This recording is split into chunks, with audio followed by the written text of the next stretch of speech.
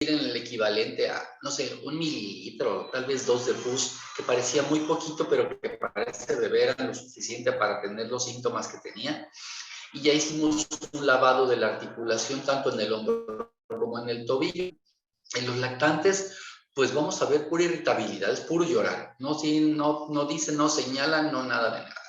Encontramos hipersensibilidad de las articulaciones, pues al momento de bañarlos o de cambiarlos, y empezamos a notar que se mueven menos, que cambian de color, que se vuelven rojizos, que se vuelve calientita la articulación, y que ya cuando empieza a avanzar más todo este proceso, empieza a aparecer la fiebre, y cuando pedimos laboratorios tenemos leucocitosis.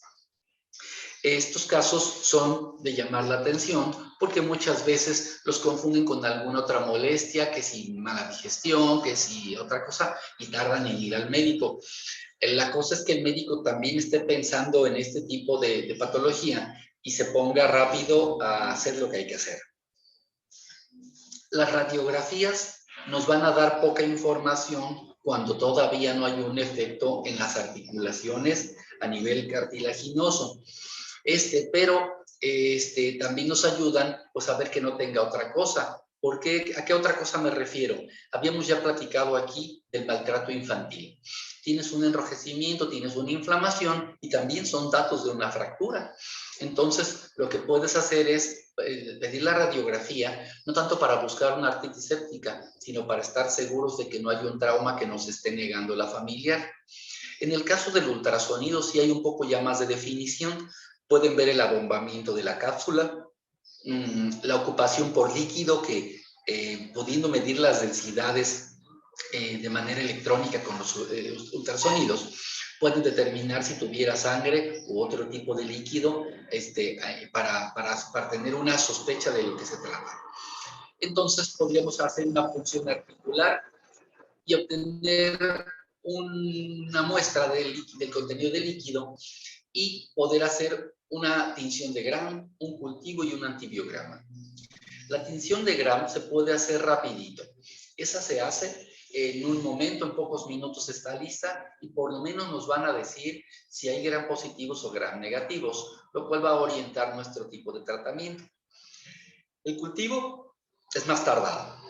Va a pasar por lo menos 3 días para que vean que se desarrolla, y ya que vieron que se desarrolla, todavía van a ver ahora con que se muere.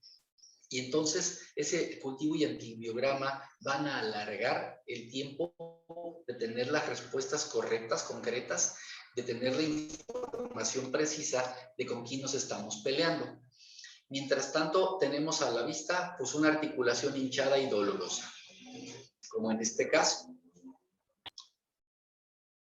Una paciente con larga evolución, la fueron tratando pues por partes con desinflamatorios, punciones articulares para sacarle líquido, pero ni lo estudiaron ni la medicaron correctamente y el problema se fue haciendo crónico por más tiempo.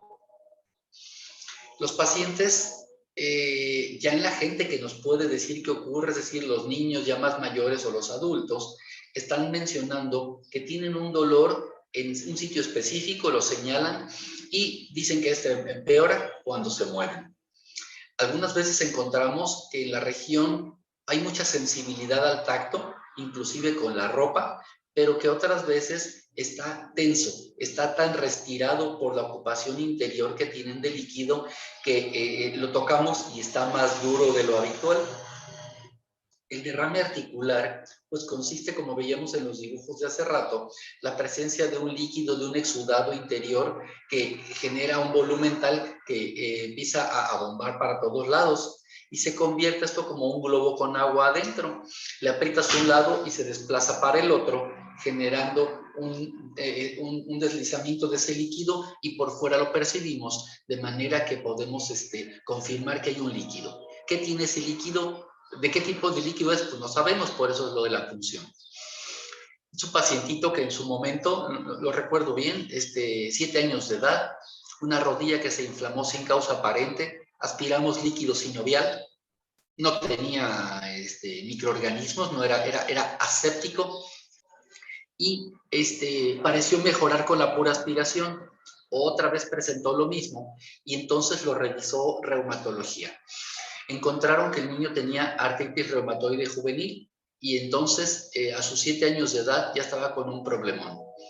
Volvió a generar este tipo de inflamación de la rodilla, pero ya no salió líquido. Esta vez tenía sinovitis. Esa sinovitis la traté mediante artroscopía para hacerle una resección de la sinovitis, de la sinovial que estaba hipertrófica, una lavada articular. No hubo microorganismos, pero sí la demostración de la artritis reumatoide juvenil.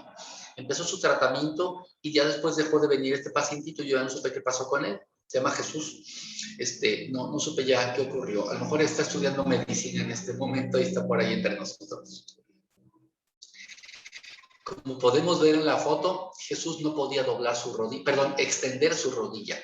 A la hora que se acostaba sobre una camita, el paciente tenía la rodilla estirada del lado sano y la rodilla contracturada en flexión del lado enfermo. De esa manera, tuvimos que movilizarlo ya al momento de la artroscopía. Este es un paciente que tuvo más complicaciones. Se generó una inflamación importante, se generó un lavado quirúrgico abierto, ¿sí? Y tuvo que seguirse haciendo más procedimientos porque a pesar de la cicatrización tuvo todo esto. Perdónme tantito, debo hacer una pausa, no se desconecten. Buenos días. Gracias. Ella trae indicaciones para pasar a urgencias, ¿sí? La vamos a operar al rato. Muy amable, gracias. Perdón, trabajo. Los pacientes pues van a presentar dolor, fiebre, los datos de inflamación que ya conocemos, calor, ¿verdad? Está caliente, rubor, se ponen rojizos, aumento de volumen y fiebre. Si puncionamos, decíamos, podemos encontrar leucocitos, podemos encontrar poliformonucleares y algunas veces bacilos ácido-alcohol resistentes. En este caso, a ver, aquí ya cambié de tema. Pasó. Otra de las causas en las que puede presentarse una artritis séptica también puede ser causada por tuberculosis. Entonces, para una tuberculosis tenemos más datos todavía. La tuberculosis no nomás es respiratoria, hay tuberculosis renal, hay tuberculosis articular y entonces se le llama fímica, una artritis fímica. Esa artritis fímica afortunadamente es poco frecuente.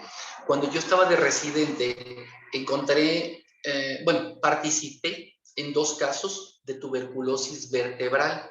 Era una afección a la columna dorsal en la que destruía los huesos. Las vértebras empezaban a fragmentarse hasta que se iban desmoronando prácticamente, como si fueran fracturas, y hubo que hacer una cirugía para quitar la vértebra, para ponerle un injerto de hueso, fijarla con placas y tornillos y, por supuesto, tratar la tuberculosis porque el paciente estaba enfermo de tuberculosis. Como hubo 2 casos en un año, me puse de acuerdo con uno de mis profesores y estuve investigando qué pasaba con la tuberculosis otra vez.